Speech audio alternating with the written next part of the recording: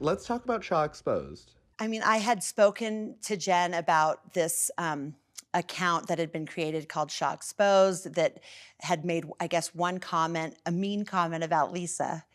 And I'm not smiling. I don't think that's funny. What was the comment? I Do don't we even ever know. know? Chris Harrington had created a troll account called Shah Exposed to go after Lisa for the catering debacle. They said Lisa's assistant called, and we can't do it anymore. We have to pull out of your event. What kind of grown man who's like, he's like, It's not the first time. yeah, like he he runs a couple of businesses, like he's a corporate man. What type of man who has a family, a job, has time to go and to make a troll account? Look, am I gonna stand by him? Absolutely, that's my husband. He grew up rough. He grew up on the streets. He had to defend himself every single day. He got in a fight every single day of junior high. It just was so bizarre. It's something like my husband would never do. His mother was a raging drug addict. When he was 4 years old, the paramedics had to teach him how to pull her tongue out of her mouth while she was having a seizure so she wouldn't choke to death.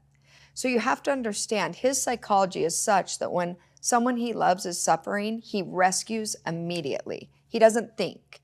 And so had he thought this through better, I think he would have just said the exact same thing from his own voice. I didn't anticipate that ever coming from Chris. I'd been on the ship with him for Below Deck. I knew his story. I knew his background. I knew what he did for charity. He's like and I just didn't see that side of him. It just seemed kind of like unbelievable. Chris participated in a poll about me, and it was, is Whitney trailer park trash or meth head trash? And he said trailer park trash. Angie H's husband. Angie H's husband. Yeah. And He likes to get in the mix. he knew that I saw it, so he screenshotted it to me and said, I was just scrolling through and my thumb hit it. And I'm like, no, you didn't, honey. And didn't you say that Angie H was like body shaming Heather before? Calling her, she was like shaped like Shrek or something? Yeah, no, like a Lego? Lego figure. Yeah. He did the right thing the wrong way. His intention was to protect me, but he should have just done it behind his own voice. There was nothing wrong with what he said. That's what we believed. It really hurt our family to take something that was pure. Encircle is a cause that is near and dear to my personal heart. Right, my second child is a transgender child, and he shared with me some of the things that he deals with. And sour it. Because Chris, this is hurtful. Oh no, but we're trying to close it. Hurtful. And then from there, go on a campaign to try to discredit me and make me out to be a liar. That was really messed up. And that definitely violates my boundaries. I have skin in this game. We have a kid who has been suicidal, and I don't talk much about him because he's extremely private. But this is something we are very passionate about. So I was furious that I felt like people were making it about them. Anyway, he felt horrible. He cried to me and just said, I was genuinely trying to make things better for you. And I'm so sorry I made him worse. And he took me on a shopping spree to make up for it, which was nice of him. I did not ask for that, but he knows my love language.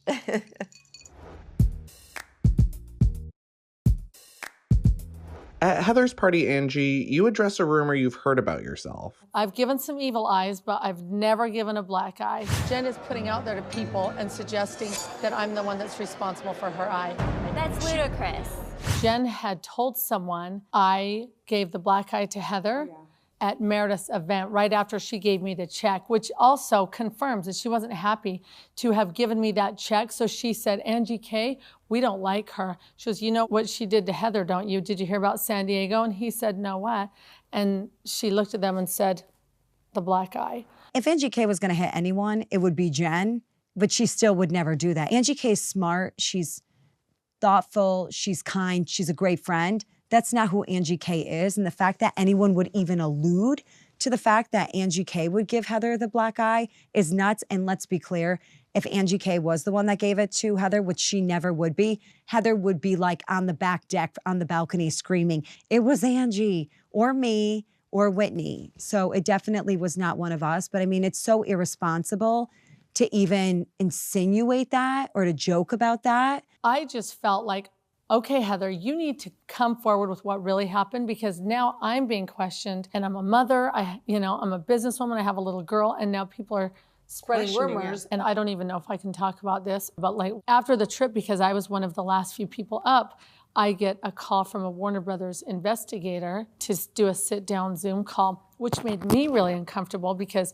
it felt like I was being questioned. And after the trip, the way things also left with Jen and I, they weren't good. It made me feel really unsafe. And I started to feel like maybe they are capable of trying to say that I did this. It shook me up a little bit.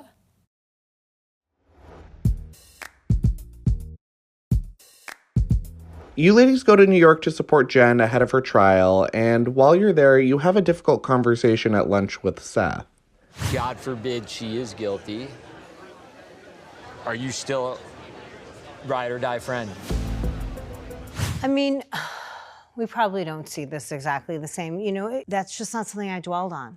It just wasn't, you know, and maybe that's why I was so shocked when she took her plea. Our job is always to have compassion for the victims. The victims existed regardless of Jen's culpability. That's a fact, like it happened. The question was what her involvement was.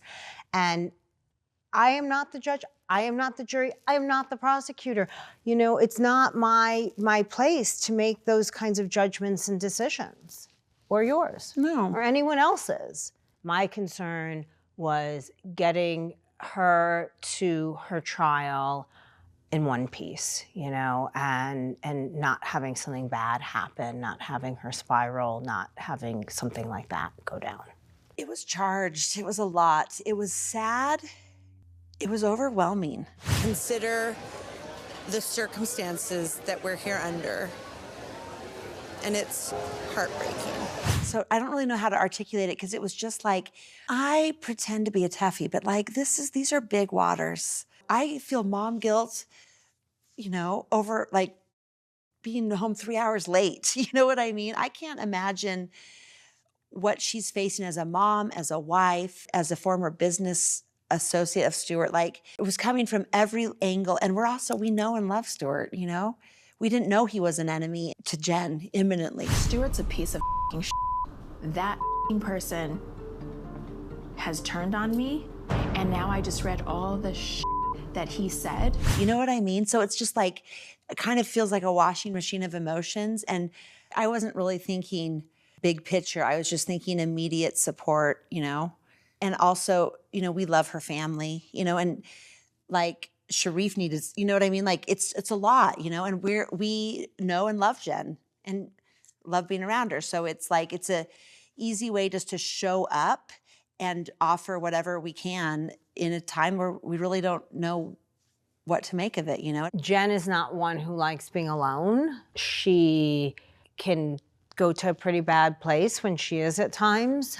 And this is the biggest fight of anyone's life who would be standing in her shoes. I can't imagine what would be bigger. So she asked us to go. Of course we're gonna go. I can do a few things well, which is show up, make some jokes, show support, and not judge, and be here in whatever capacity you need me to. And that like felt like the right thing to do.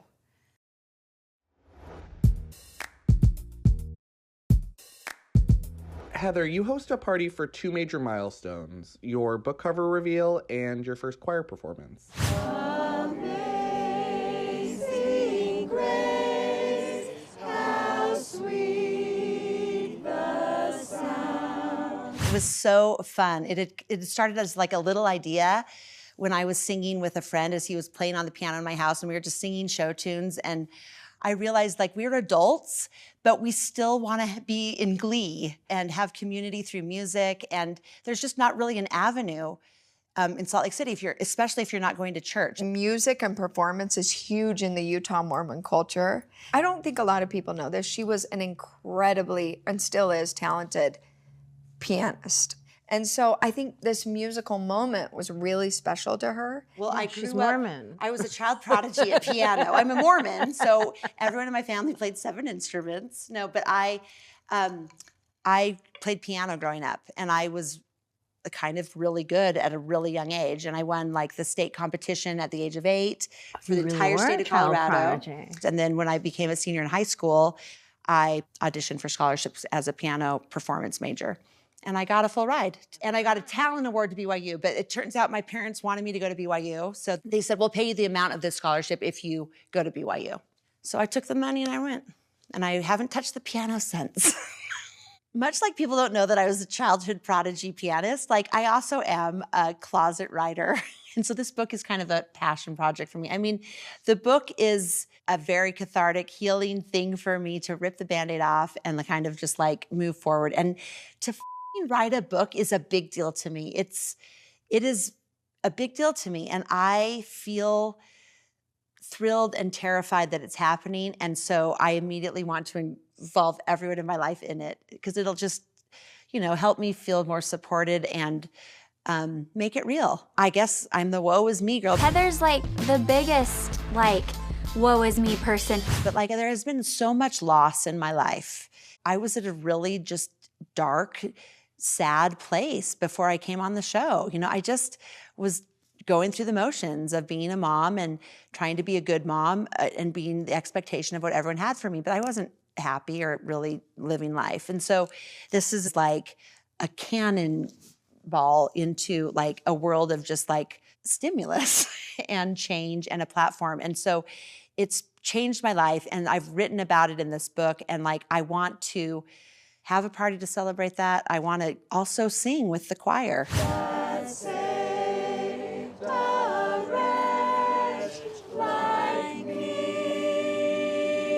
But we've been practicing, we still practice every other Tuesday. We now have about 25 singing every other Tuesday. And we're pretty good. And it's been everything I want it to be. It's been really cool.